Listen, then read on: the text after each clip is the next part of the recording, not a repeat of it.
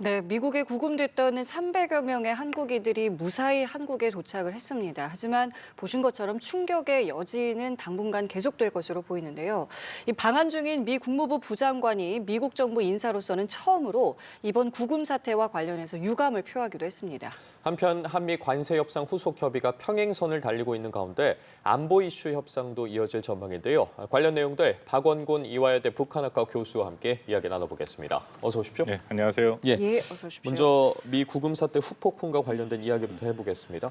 앞서 저희가 보도해드린 것처럼 구금 현장에 있던 한 근로자의 구금 일지가 공개가 됐는데 내용들이 굉장히 구체적으로 적혀 있었고 관련한 증언들도 이어졌는데 인권 침해 등이 좀 있었다라는 이야기들이 있었습니다. 어떻게 좀 바라보셨습니까? 가능성이 있죠. 자세한 내용들은 우리가 다 확인을 해야 되는 부분들이고, 그리고 구금을 할 경우에도 구금의 원칙들이 있습니다. 이번에 구금은 형사상의 잘못을 저지른 구금이 아니라 행정 구금이다라고 두 가지가 별개거든요. 행정적 구금이랑 형사 협의가 병합될 때랑은 다르다. 근데 마치 행정 구금도 미국에서 요즘 이민자 단속을 심각하게 하기 때문에 세게 하기 때문에 이런 식으로 아주 거친 그런 모습들이 연출이 되긴 합니다만 그것은 어쨌든 형사 혐의에 의해서 직접적인 법을 위반한 거와는 좀 차이를 뒀어야 되는데 그렇지 않은 부분이 있었고 잘 알려진 것처럼 굉장히 열악한 환경에 있었던 예. 그런 곳에서 있었다라는 것 자체가 우리로서는 굉장히 가슴 아픈 일이고요. 또 하나는 이미 일부에서는 예를 들어서 미란다 원칙, 이게 범죄 행위를 저질렀을 때 그 사람이 예를 들어 변호사를 선임할 수 있는 등 그런 원칙을 고지하지 않았다라고 얘기했는데 그거는 예. 사실은 정확히 따지면 고지의 필요성은 있지는 않습니다. 말씀드린 것처럼 이것은 행정 구금이기 때문에 법적 의무는 아니고요. 대신에 그 구금된 외국인들의 변호사 접견 같은 경우에는 보장을 해야 되고 영사 접견도 당연히 보장을 해야 되고 그 부분이 과연 얼마만큼 잘 됐는지에 대해서는 우리가 법적으로 문제 제기를 할 수 있고요. 형사 혐의가 병합됐을 때 이제 예를 들어 불법 고의가 확실하게 됐을 때 이제 그럴 경우에는 미란다 원칙을 고지하도록 돼 있습니다. 그럼 이건 어떻습니까? 일부의 경우에는 합법적인 비자로 자신은 입국을 했는데 이번에 구금이 된 사례도 지금 나오고 있거든요. 관련해서는 이 부분과 관련해서도 말씀하신 법적 조치라든가 이런 부분에 대해서도 저희가 좀 할 수 있는 겁니까? 이게 우리 강 비서실장이 얘기를 했습니다만 비자에 대한 해석이 달라서 이런 일이 있다라고 얘기를 하는데 그걸 구체적으로 말씀을 드리면 이게 B1 비자를 얘기를 하는 것 같습니다. B1 네. 비자 같은 경우에는 회의나 상담, 계약, 체결 그리고 이번에 있었던 예를 들어 단기 교육이나 훈련 등에 다 유효한 비자거든요. 그렇기 때문에 이번에 또 이것은 비영리 상용 활동 목적. 그러니까 쉽게 말씀드려서 거기 있었던 한국인 전문가들, 기술자들, 근로자들이 미국에서 돈을 기업에서 받는 것이 아니라 한국 기업에서 돈을 받고 간 거기 때문에 이것은 단기 교육 훈련에서 비영리 목적이 받습니다. 그래서 B1 비자로 간 사람들을 이렇게 구금한 것은 우리 입장에서는 당연히 이건 적절하지 않다라고 얘기를 했는데 미국 입장에서는 그걸 조금 더 다르게 해석을 하는 러트니 상무장관이나 그런 사람들은 또 다르게 해석을 하고 있거든요. 그래서 강 실장이 이건 한국과 미국 사이에 좀 다름이 있다. 그래서 정부 입장에서는 다름이 있다라고 얘기할 수 있지만 정확히 따르면 이건 비원비자는 잘못된 것은 맞습니다. 잘못 이들을 그렇게 구금했다라는 것이죠. 그 부분에 대해서 나중에 우리가 충분히 문제 이미 제기를 하고 있고 그리고 앞으로 이런 것이 절대 재발하지 않도록 하는 여러 가지 조치는 분명히 필요하다라고 판단이 됩니다. 다만 요즘 너무 많은 얘기들이 나오고 있어서 제가 좀 조심스러운데요. 예를 들어서 이거를 ICC 국제형사재판소에 제소를 해야 된다. 그런 얘기도 일부에서 들리기도 하던데 그건 굉장히 상관이 없는 겁니다. ICC 같은 경우에는 예를 들어 집단 학살이라든지 전쟁 범죄, 인도의 반환죄 굉장히 심각한 그런 죄를 범했을 때 거기에 대해서 이렇게 제소를 하는 것이고요. 더군다나 미국은 ICC의 비가입국입니다. 그 로마 협약에 비준을 하지 않았어요. 그래서 이것은 전혀 효용성 없는 얘기를 하고 있다라고 판단이 됩니다. 알겠습니다. 말씀해 주신 부분과 관련해서 우리나라를 찾은 미국 국무부 부장관이 사건 발생 열흘 만에 깊은 유감의 뜻을 밝혔습니다. 유사 사태 재발 방지를 약속하고 트럼프 대통령 역시 해외 기업 투자 위축을 원하지 않는다면서 우리는 그들을 환영한다. 라는 글을 SNS에 올리지 않았겠습니까? 일련의 과정들을 보면 이번 사태가 일어난 이후에 굉장히 좀 예의주시하고 있다. 그 반응들을 계속해서 내놓고 있다라는 생각이 들긴 하거든요. 어떻게 맞습니다. 바라봐야겠습니까? 또 다들 기억하시겠지만 처음 트럼프 대통령의 반응과 그 이후의 반응이 매우 달라지고 있다. 처음에는 이건 당연히 뭐 국토안보국이라서 이민단속국에서 할 일을 했다라는 식으로 얘기를 했다가 이제 말들이 점점 바뀌고 있죠. 그래서 예. 방금 말씀하신 이 방한했던 그 크리스토퍼 랜더 미 국무부 장관은 우리 외교부에 따르면 이 사태에서 깊은 유감을 표명한다라고 얘기를 했습니다. 그렇다면 뭐 부장관이면 사실상 국무부 2인자니까 가장 높은 수준에서의 유감 표명이 있었다라고 볼 여지도 있고요.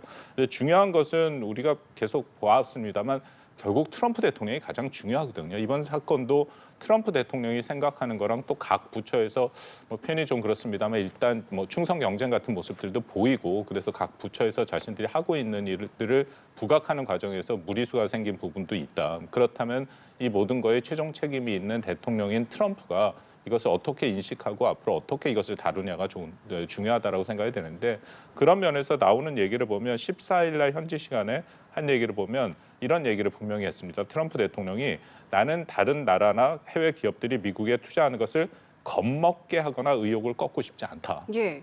아주 분명하게 한국을 얘기하고 있는 것이죠.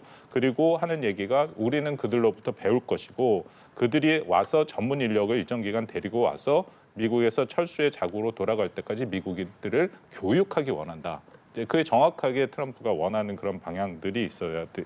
그 방향들이 보이고 있다라고 판단이 됩니다. 그렇다면 이 이후에 과연 어떻게 이번 사태의 재발이 방지되고 또 이번 거듭 말씀드린 이번 사태로 인해서 구금됐던 분들의 절대 불이익이 있으면 안 되니까 이제 그런 문제들을 어떻게 풀어나갈 것이냐. 근데 트럼프 대통령 행정부의 특징을 보면 결국 트럼프가 결정을 해야 되는데 이제 트럼프가 정확한 인식과 상황은 판단하고 있다 정도까지는 확인을 할 수 있다고 생각이 됩니다. 그러면 지금 뭐 얘기 계속 나오고 있는 비자 문제 관련해서도 이번 이후로 좀 어떻게 좀 해결이 좀 될 수 있다고 보세요? 비자 문제는 굉장히 복잡하고요. 그 E4 비자라는 것이 많이 얘기돼 있지 않습니까? 그건 한국이 미국과 FTA 그 자유무역 협정을 맺었고 그런 식으로 자유무역 협정을 맺은 싱가포르나 호주 같은 경우에는 일정 수준 특히 이제 호주의 E3 비자라는 게 E3 비자라는 게 있죠. 그래서 그들에게는 이제 일정 수준의 숫자 이상을 비자를 주는 전문직 비자식으로 주는 형태로 됐는데 한국은 그런 것이 없었습니다. 그래서 그것을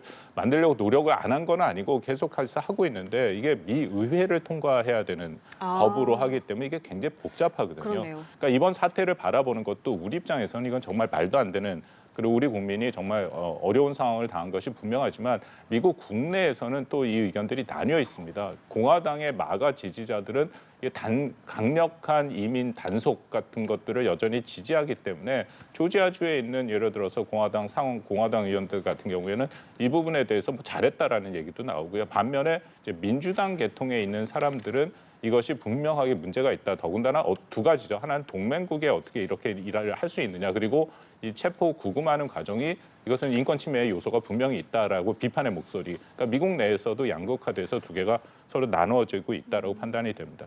비자 문제로 다시 돌아가서 그렇다고 방법이 없는 건 아니고요.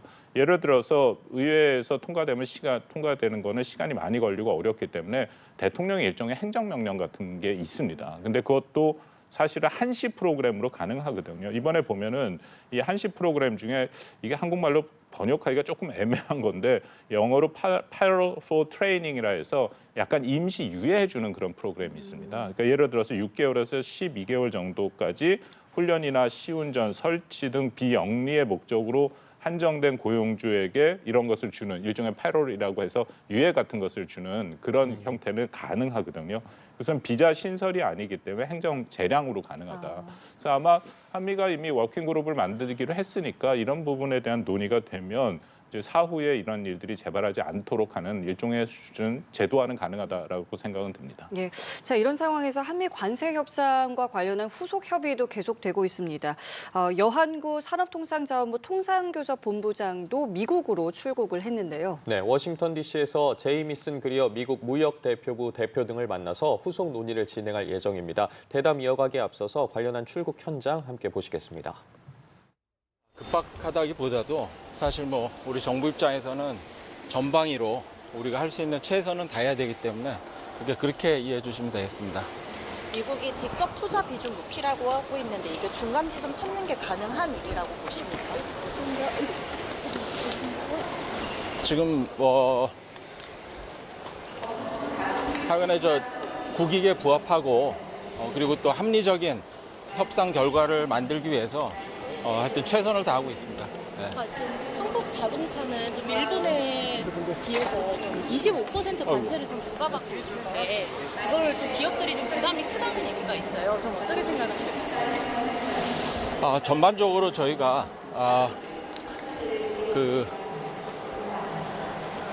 균형적인 협상 결과 그리고 또 공정한 협상 결과를 만들기 위해서 어떤 지난한 협상의 그 과정이다 그렇게 봐주시면 될 것 같습니다. 네. 미국과의 논의에서 이견이 지금 가장 이렇게 큰 부분은 어디입니까? 지금 현금 투자 비중인가요? 지금 이제 협상 과정이기 때문에 조금 이제 지켜봐 주시면 좋겠습니다. 25% 관세를 좀 회귀할 가능성이 얼마나 된다고 보실까요? 지금 하여튼 저희가 최대한 노력을 하면서 국익에 최대한 부합하는 결과를 만들기 위해서 저희가 이제 과정상 최선을 다해서 노력을 하고 있다 그렇게 봐주시면 되겠습니다. 투자금을 미국이랑 1대9로 나눈다 이런 보도들 나오고 있는데 사실입니까? 이 정도 하시죠. 예, 감사합니다. 예. 쌀이나 아니면 음식점을 추가 개방하는 가능성도 있는 건가요, 현재? 농산물 신규 개방은 없습니다. 이거 안전상도 이제 그만들 하시죠. 예. 하여튼 감사합니다. 예, 감사합니다. 감사합니다. 네, 여한구 산업통상자원부 통상교섭본부장 미국 출장길에서 취재진의 질문에 답하는 장면 함께 보고 왔습니다. 앞서 김정관 산업부 장관이 새벽에서 미국으로 돌아왔습니다. 어제 새벽에 이제 돌아오면서 너트닉 상무장관과 관세 관련 후속 협상을 진행했고 이제 오늘 여한구 산업통상교섭본부장이 출국을 하면서 바통 터치를 하는 모양새인데 앞서 말한 비자 문제뿐만 아니라 지금 관세 협상과 관련해서도 굉장히 발바쁘게 움직이고 있습니다. 이번 조지아 사태가 좀 한미 관세 협상에까지 영향을 미칠 거라고 보십니까? 일단 관세 협상이 쉽지 않은 거는 방금 기자들의 질문에 답하는 김 장관의 모습에서 충분히 나오죠. 그러니까 이거는 어려울 수밖에 없는 게 이재명 대통령도 100일 기자회견에서 얘기를 했습니다만 국익에 반하는 결정은 절대 하지 않는다. 이게 굉장히 어려운 상황에 있는 것은 분명합니다. 아마들 기억하시겠지만 일단 우리는 한국 차에 대한 관세를 25%에서 15%로 내리는 대신에 3,500억 달러를 우리가 미국에 투자하기로 하지 않습니까? 근데 이게 일본에서 합의된 내용들이 사실 우리한테 굉장히 어려움을 주고 있습니다. 예. 일본에 다시 한번 말씀을 드리면 트럼프 대통령이 지정한 투자차에 45일 내에 일본이 자금을 대야 되는 거고요. 또 일본이 투자금 5,500억 달러를 회수하는 과정에서 수익을 50대 50으로 나누고 이후에는 미국이 90%의 수익을 가져가는 그런 형태거든요. 그러니까 이거는 사실상 일본 내에서도 비판의 목소리가 매우 큰 그런 합의가 돼버린 것이고 또 한국 같은 경우에는 이 정도를 할 수 있는 상황이 아닙니다. 왜냐하면 우리가 갖고 있는 현재 외환 보유고를 보면 우리가 투자하기로 하는 3,500억 달러 같은 경우에는 지난달 기준 우리 외환 보유고 402천억 달러의 83%에 달하거든요. 그렇기 때문에 만약 이 정도가 그러니까 트럼프는 자기 임기 내에 지금 4년 남았는데 그때 다 쓰라는 그런 얘기. 그렇죠. 우리는 외환에 큰 위기가 올 수도 있다라는 것이고 또 일본과 다른 것은 일본은 사실 기축 통화국입니다. 그러니까 그렇게 엔화가 달러, 유로화, 그다음 엔화 그런 식으로 세계에서 많이 통용되는 건데 우리 원화는 기축 통화가 아니거든요. 그래서 일부에서 나오는 얘기가 상설 통화 스와프를 미국과 좀 체결을 하자. 이게 상설이라는 표현이 중요한 건데 기존에는 상설이 아니거든요. 그러니까 2021년에 통화 스와프라는 것은 일정 비율의 환율로 정해졌고 상대의 통화를 빌려오는 거 이제 그런 형태인데 2021년에 일단 끝났습니다. 근데 문제는 미국이 이런 기축 통화 국가가 아니면 상설 통화 스와프를 체결한 전례가 없습니다. 그러니까 여러 가지 상황이 지금 매우 어려운 상황에 있는 것은 분명하고요. 또 말씀드린 이런 상황에서 조지아 구금 사태가 발생을 했는데 이 부분이 우리한테는 조금 더 트럼프 입장에서는 이걸 또 카드로 활용할 가능성도 저는 우려가 된다. 그러니까 예를 들어서 지금 계속 트럼프가 이 부분을 알고 있으니까 앞으로 이런 재발 방지되지 않게 하는 방법을 아까 말씀드린 일종의 행정명령이나 행정조치를 통해서 우리의 그런 기술자들이 충분히 들어가서 일을 할 수 있도록 조치를 취하고 대신에 이제 조치를 취했으니까 빨리 투자를 해라. 라는 그런 압박 카드로도 활용할 오히려요. 가능성도 있거든요. 그런 부분들이 같이 있기 때문에 지금 현재 상황에서 굉장히 쉽지 않은 협상을 하고 있는 것은 분명해 보입니다. 이제 다음 주에 이재명 대통령이 유엔 총회를 갑니다. 여기에 가면은 이제 트럼프 대통령을 만나게 될 텐데 그럼 여기에서 뭐 일단 트럼프 대통령 같은 경우 워낙 또 탑다운 방식을 또 선호하다 보니까 어떤 이야기가 또 오갈 수 있지 않을까 이런 생각도 해볼 수 있겠는데 어떻게 보세요? 이게 다자무대고도 전 세계 그 주요 지도자들이 다 와서 연설을 하는 거기 때문에 실상 어떤 형태의 의미 있고 또 좀 깊이 있는 한미 간의 정상회담이 이뤄질 가능성은 저는 크지 않다고 봅니다. 아주 약식이거나 아니면 그냥 인사하는 정도가 될 가능성이 매우 높고요. 그럼에도 우리가 이 협상을 할 수 있는 환경이 매우 안 좋아졌다. 일단 말씀드린 이런 구금 사태이기 때문에 국내 언론도 매우 안 좋고 이런 상황에서 아까 말씀드린 그런 형식의 좀 굉장히 불평등한 형식의 미국이 원하는 투자 방식을 우리가 지금 채택할 수도 없는 것이고요. 그렇지만 또 미국은 여기에서 국내 정치적으로 계속해서 밀어붙여야 되는 이런 상황이기 때문에 오히려 한미 정상이 만나서 서로 좀 불편한 기색이 그러니까 합의가 굉장히 어려운 상황이니까요. 그런 게 표출된다면 지난번 한미 정상회담 때 사실은 굉장히 호의적이고 우호적인 그런 분위기가 연출된 것이 오히려 상쇄될 가능성도 좀 있고 그렇다고 만나지 않는다 하면은 또 이것은 문제 해결이 힘든 상황이라는 것을 또 보여줄 수도 있고 그러니까 사실 현재 우리 외교로서는 적지 않은 도전에 직면해 있다라고 판단이 됩니다. 알겠습니다. 이어서 이 내용도 좀 여쭤보도록 하겠습니다. 오늘부터 닷새 동안 이제 한미일 연합 군사훈련이 동시에 진행이 되게 되는데 관련해서 북한에서 담화를 내놨습니다. 굉장히 강하게 반발을 했는데 한미연합 군사훈련이 있을 때마다 북한에서 어쨌든 어떤 방식으로든 도발을 해오지 않았겠습니까? 아직까지는 뭐 군사적 도발은 없지만 앞으로의 가능성을 배제할 수 없을 것 같습니다. 그 북한의 담화를 보면 이번에 김여정이 그 노동당 부부장이 담화를 냈고 박정천 노동중앙당 당 군사위 중앙위 부위원장이죠. 두 명이 그 담화를 냈는데 사실은 북한 연구자들 입장에서는 그 담화에서 쓰여진 단어나 표현들이 그렇게 강하지 않습니다. 그러니까 이건 트럼프 행정부 등장 이후에 나타나는 모습들이고요. 예. 물론 이제 조목조목 문제 제기를 하고 여기에 대한 책임을 묻겠다라고 얘기를 하긴 하지만 이전에는 훨씬 더 이제 강력한 표현, 반드시 보복하겠다, 응징하겠다 이제 그런 표현들이 들어왔는 그런 표현들이 있었는데 네. 이번에 김여정의 담화를 보면 맨 마지막 이렇게 끝납니다. 스스로에게 좋지 못한 결과를 가져다 주게 될 것이라는 것을 상기시킨다. 그러니까 이 정도는 뭐 아주 명백한 보복을 하겠다 뭐 그런 내용들은 안 들어갔고요. 말씀드린 박정천 같은 경우에도 마지막에 그에 대한 우리의 대응 역시 명백하게 강도 높이 표현될 것이라는 것을 강조한다. 그러니까 북한의 더군다나 박정천 같이 군에 있는 인사치고는 굉장히 어떻게 보면 순화된 표현이다. 그러니까 이 부분은 두 가지라고 봅니다. 어쨌든 끊임없이 한국이 하고 있는, 한미가 하고 있는 혹은 한미일이 하고 있는 모든 연합훈련에 대해서 북한이 조목조목 문제 제기를 합니다.